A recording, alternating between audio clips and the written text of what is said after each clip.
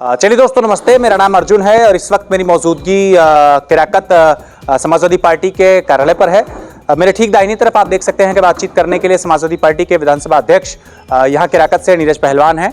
और आज समाजवादी पार्टी की समीक्षा बैठक थी और जिसमें स्थानीय विधायक जो किराकत के हैं तूफानी सरोज, उनकी मौजूदगी थी।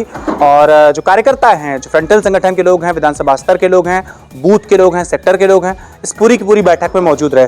आइए नीरज पहलवान जी से बात करते हैं। नीरज जी, सबसे पहले स्वागत करते हुए एक सवाल के साथ शुरुआत करेंगे। एक बैठक हुई है आज, जो समीक्षा बैठक हुई, क्या कुछ निचोड़ निकल करके आया है? क्या कुछ परिप्रेक्ष्य से ये बैठक रही है? सबसे पहले हम आपको धन्यवाद देते हैं कि हमारे पार्टी की मासिक बैठक में आप शामिल हुए। पार्टी की मासिक बैठक में लोकसभा चुनाव संपन्न होने के बाद 4 जून को रिजल्ट आया। उसके बाद 13 जून को हमारा माननीय प्रत्याशी अभिषेक सांसद जी का स्वागत समारोह था। उसमें पहली मासिक बैठक थी और पहली मासिक बैठक में जैसे हर पार्टियां अपने दल की समीक्षा करती रहती हैं, वैसे माननीय विधायक जी ने 13 तारीख को सेक्टरों की समीक्षा की थी और आज उन्होंने विधानसभा के पदाधिकारियों की समीक्षा की है। क्योंकि पदाधिकारियों को जानकारी रहे कि उसका बूथ क्या है, किस बूथ का वो निवासी है, उस बूथ में पार्टी 2022 में कहाँ थी, 2024 में कहाँ थी और 2024 के लोकसभा के बाद हमारा रिजल्ट क्या रहा, उस गांव में मेरा क्या पोजीशन रहा, इन सारे सवालों को लेकर हमारे विधायक जी ने समीक्षा बैठक किया। और हम लोग गौरवान्वित अपने आप को महसूस करते हैं कि जब ऐसे प्रशिक्षण होते रहेंगे तो हमारा कार्यकर्ता एक दिन तब करके जब बाहर निकलेगा तो हमारे कार्यकर्ताओं का कोई पार्टी मुकाबला नहीं कर पाएगी। इसका उद्देश्य ही है। अच्छा, एक चीज़ और जानना चाहेंगे। अभी हाथरस में एक बहुत बड़ी घटना हुई है जिसमें साकार हरि महाराज भोले बाबा के नाम से प्रसिद्ध थे। मतलब अंधभक्ति की पराकाष्ठा दिख रही है। बाबा चले गए, भगदड़ मच गई, लगभग 123 लोग अब तक मारे जा चुके हैं और कहीं ना कहीं संसद में भी 2 मिनट का मौन रखा गया और आज यहाँ कार्यक्रम में भी देखा जा रहा था कि 2 मिनट का मौन आप लोगों ने रखा। इस अंधभक्ति को क्या कहना चाहेंगे? हाथरस की पूरी घटना को क्या कहना चाहेंगे? देखिए, हम जनता के साथ हैं और हमारे महबूब नेता आदरणीय राष्ट्रीय अध्यक्ष जी ने कहा कि जब प्रशासन से अनुमति 50,000 लोगों की मिली थी तो ये पूरी जिम्मेदारी प्रशासन में थी कि वहाँ 50,000 के ऊपर भीड़ हुई कि उससे कम लोग रहे। और जब हम किसी कार्यक्रम में अनुमति लेते हैं तो हम पूरी तरह स्वतंत्र रहते हैं कि ये सब कार्यक्रम प्रशासन का है, तो ये लापरवाही प्रशासन की है। वो तो बाबा हैं, बाबा अपना दर्शन दे रहे थे। जैसे अभी हमने भागवत कराया तो भागवत में भीड़ कम ज़्यादा हो सकती है, लेकिन जब हमने प्रशासन को अवगत कराया तो उसकी जिम्मेदारी है, लायबिलिटी उसकी बनती है कि हमारी जो भीड़ जा रही है, किसी के स्वागत में जा रही है या किसी कार्यक्रम में जा रही है, तो प्रशासन पूरी तरह से, ये सरकार प्रशासन में सरकार फेल है। जैसे इससे सरकार लीक है, पूरी तरह से लीक है। जैसे पेपर लीक, पर्चा लीक, कहीं कोई इंटरव्यू हो तो वो भी लीक। तो ये सरकार के पास किसी भी तरह का प्रबंध नहीं है कि जो चीज़ें ये सही रूप से करा ले। अच्छा, एक चीज़ और आपको जानना चाहूँगा। पिछले दिन गोबरा में एक कार्यक्रम था आपके यहाँ आवास पर, जिसमें माननीय मुलायम सिंह यादव और आपके पिताजी जो थे, उनकी प्रतिमा के मुखपट खोले गए। सांसद जी भी थे, विधायक जी भी थे। विधायक जी ने एक अनौपचारिक बातचीत में ये कहा कि जब सरकार बनेगी, कथित तौर पर जब सरकार बनेगी तो पुलिस वालों का हिसाब कर लिया जाएगा, अधिकारियों का हिसाब कर लिया जाएगा। इस बयान को किस तरह देखते हैं? देखिए, ये राजनीति है और राजनीति में हम अपने कार्यकर्ताओं को किस रूप से अपने तरफ आकर्षित करेंगे, किस बयान से मेरा कार्यकर्ता संतुष्ट रहेगा, जिस प्रकार से ये प्रशासन कार्रवाई कर रहा है, कहने मुझे भी संकोच नहीं है। अभी मेरी जांच भी चल रही है। जो हम अभी यहाँ इंस्पेक्टर हैं दिलीप कुमार सिंह जी, हमने चुनाव में मांग किया था कि ये भाजपा के एजेंट के रूप में काम करते हैं, जिसकी कार्रवाई अभी तो चल रही है। तो हम लोग जो कहते हैं उस पर अडिग रहते हैं, इसलिए कि जो कार्यकर्ता आज एक सिर्फ समाज को टारगेट किया जा रहा है। अभी आपको बता दें, ज्वलंत उदाहरण है, हमारे ब्राह्मणपुर गांव में एक उमरवार गांव सभा है। उमरवार में एक मस्जिद है, मस्जिद की उम्र 30 साल है। उस मस्जिद के ऊपर अजान होती है। अजान के बाद जो लाउडस्पीकर लगाए जाते हैं, तो लाउडस्पीकर आज नए नहीं लगे हैं, लेकिन किसी रूप से आज आपको तनाव पैदा करने के लिए आप कहते हैं उसको हटा दीजिए, फिर आप कहते हो कि इसको हम गिरा देंगे। तो जो ये सरकार के जो सरकार चल रही है, उसके मंशा के जो लोग हैं, वो मंशा के लोग सांप्रदायिक सौहार्द को बिगाड़ना चाहते हैं। और बिगाड़ने के परिवेश में जो माननीय विधायक जी ने हमारे दरवाजे पर कहा, हम सदर नेताजी को नमन करते हुए हम माननीय विधायक जी का समर्थन करते हैं, इसलिए कि कार्यकर्ता हमारा जब प्रताड़ित होगा, उसका उत्पीड़न होगा, तो हम लोग अभी तो कह रहे हैं, माइक से कह रहे हैं, मीडिया से कह रहे हैं, तो हम सड़क उतरने का काम करेंगे। इसकी प्रशासन हम एक नहीं चलने देंगे।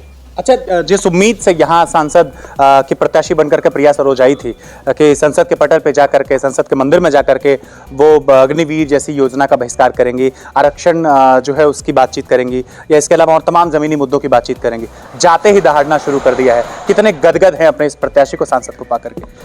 इसके लिए मैं अपने राष्ट्रीय अध्यक्ष जी को बहुत बधाई अपने कार्यकर्ताओं की तरफ से, मैं महामंत्री की तरफ से, महासचिव की तरफ से देना चाहता हूं, पूरे कार्यकारिणी की तरफ से, कि हमारे नेता ने सदन में, चाहे संख्या मेरी जो हो, लेकिन उन्होंने बताया कि मैं जिंदा हूं। उन्होंने आज भी कहा कि अगर हम 80 की 80 लोकसभा सीटें जीत जाएंगे, तब ईवीएम के खिलाफ लड़ाई लड़ रहे थे, ईवीएम के खिलाफ अभी आज भी हैं, और हम अगर 80 की 80 लोकसभा सीटें जीत जाएंगे तब ईवीएम की लड़ाई लड़ते रहेंगे।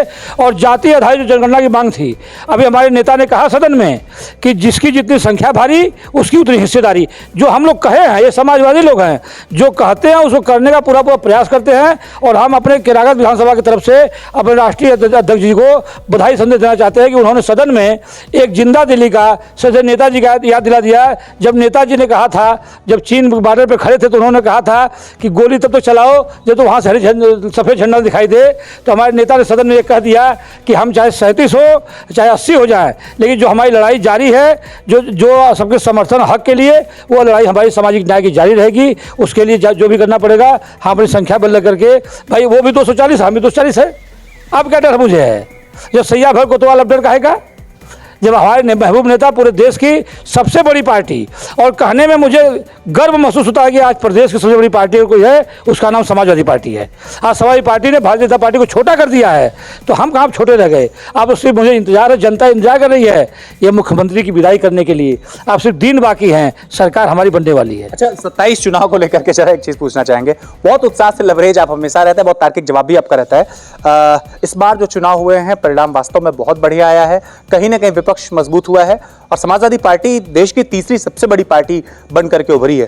27 चुनाव बड़े पॉजिटिव दिख रहे हैं। क्या कुछ लग रहा है अखिलेश यादव मुख्यमंत्री बनेंगे, या फिर और मेहनत करने की जरूरत है?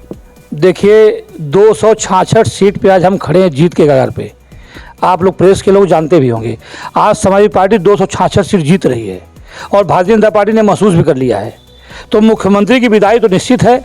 अब जो हम लोगों को उस चीज़ों को कायम रखना है, तो आज माननीय विधायक जी, हम लोगों ने प्रेस के माध्यम से बताया भी है कि पीडीए परिवार में जाना है, पीडीए परिवार को किसी से कमज़ोर नहीं होने देना है, उनके हर सुख दुख में खड़े रहना है। समाजवादी पार्टी पूरी तरह से पीडीए परिवार को मजबूत करेगी, और जो पीडीए का आह्वान माननीय राष्ट्रीय अध्यक्ष जी का है, उस पीडीए परिवार के तहत हम लोग फिर 2027 में अपनी जीत दर्ज करेंगे और प्रदेश में बहुमत की सरकार बनाएंगे हम लोग। अच्छा, एक अंतिम 30 सेकंड, जब विधानसभा अध्यक्ष आप हैं, और कभी कभी मैं देखता हूं व्यक्तिगत तौर पर समन्वय बड़ा सटीक आप बना लेते हैं।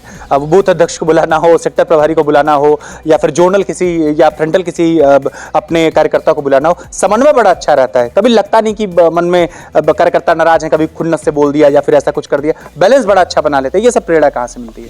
ये हमारे पिताजी की देन है। हमारे पिताजी कैसे छतक पढ़े थे, इस सामाजिक अनुभव का इतना तगड़ा था कि उस अनुभव के तहत हम उस अनुभव का प्रयोग अपने बैठकों में करते भी हैं। और बैठक का भी तजुर्बा लगभग मेरा 2007 से 14 और फिर 20 से 24 तक करीब 10-12 सालों का मेन भूमिका का तजुर्बा है। और फिर जिले के उपाध्यक्ष रहे 6-7 साल, उसका तजुर्बा है। तो ये संघर्ष की कोख से हमारा जन्म हुआ है, और कार्यकर्ताओं के बीच में ही हमारा रहना है। 24 घंटे होल टाइम सब पार्टी काम करना है, इसलिए ये हमेशा सीखने का अवसर मिलता है, और मेरे अंदर एक जज्बा रहता है कि हम सीखने का हमेशा प्रयास करते हैं। तो आपने देखा कि मेरे साथ बातचीत करने के लिए यहाँ केराकत से विधानसभा अध्यक्ष नीरज पहलवान थे, और तमाम पार्टी के वरिष्ठ पदाधिकारी हैं, कार्यकर्ता हैं। इस व्यवस्था के साथ, स्वराज के साथ जुड़ने के लिए आपका धन्यवाद।